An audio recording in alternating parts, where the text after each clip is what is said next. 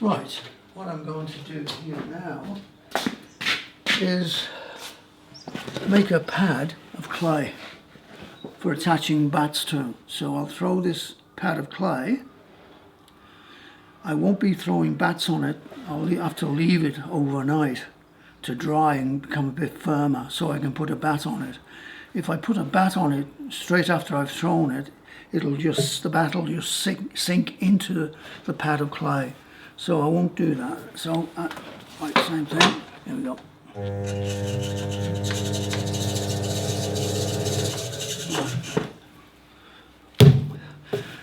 Right, it's not centre. What I'm doing here, instead of throwing it into the centre, I'm just, when you got heavy clay, you can save yourself a lot of strain on your elbows and wrists and all the rest of it, just by clapping. Human beings tend to clap, not to the left or to the right, but in the centre. And all I'm doing with this clay, to get it into the centre before I apply any water or slurry to it, is just clap. Pretend you're watching Everton Football Club, who are always playing good football. You'll always be clapping. Okay.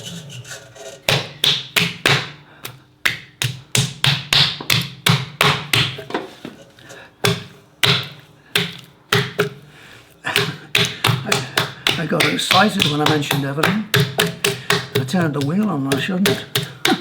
Anyway, there we go. That saves a lot of bother. Now, as you can see, the clay is soft. It's wanting to do this to me. So in she goes.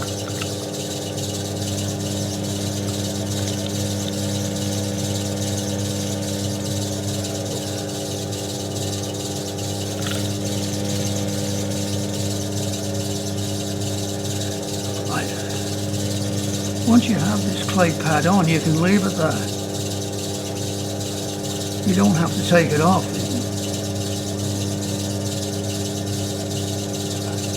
And the beauty of this is a clay pad is that it has its downsides, of course, but the good side is that you don't have to drill into your wheel head and get pins there and drill holes in all your bats. It's a time-consuming thing to do, and unless you're really accurate, you'll make mistakes. Whereas not only is this has its downsides too, don't worry, but it also has many good points.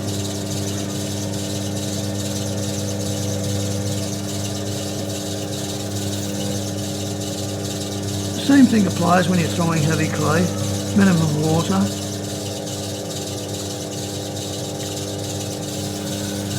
Mind you, it's not that heavy, it's only 9 pounds, so.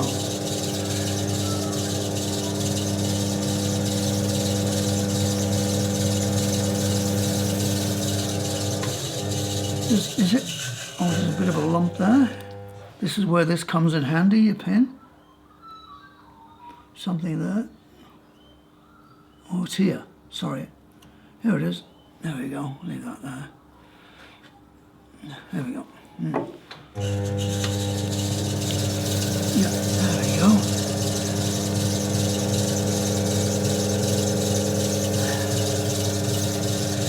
I'm not exactly sure this is the right amount of clay, but I put 9 pounds on it anyway, so.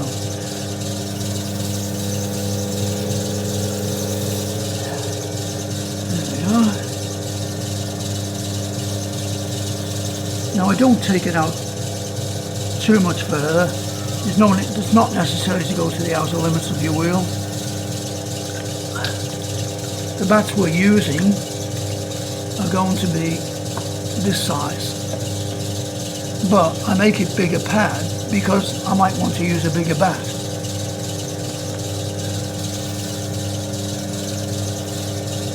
And I took a guess at this weight anyway.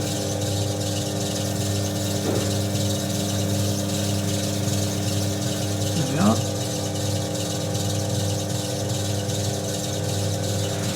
Now, what you have to remember is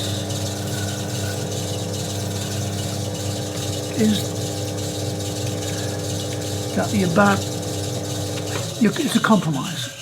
It's a compromise. if you make this too narrow, you can't put big bats on it; it'll wobble.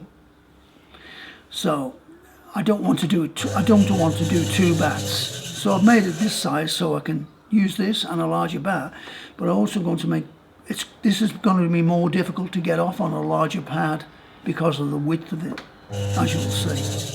But anyway, what I do now, so if I put that pad directly onto here, I'd never get it off. So I have to create grooves.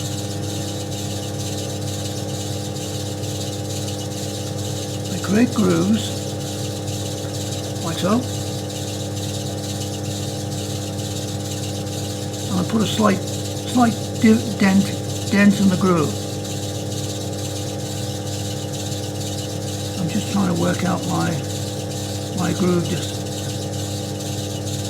right.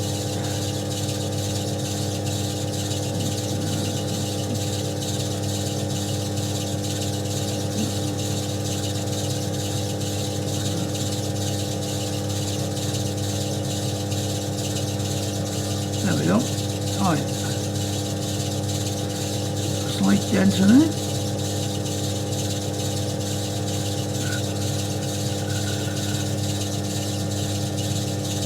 There we are. Now I've made 1, 2, 3, 4 grooves. 4 grooves for a bat this size. Now to get that off, that will allow me to get it off without the gap air spaces between, slight indentation in the grooves, and also to make sure I can get it off, I'm going to do this. This allows me to get my finger in there to flip. When this goes on, this corner, the corner of the bat I'll line it up to there so that I can get my finger under it and flick it up. So there you go. Now what I'm going to do with this pad now is leave it overnight to go hard.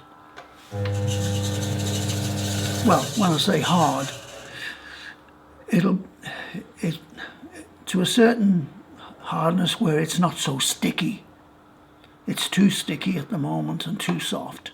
It has to have a certain amount of resilience that I can put a pad on it and bang a pad onto it, like so. So I put the pad onto here and I'll be able to bang it. So I can't do it at the moment, it's far too soft. Right, that's there. Clear my hands up. That's it. Right.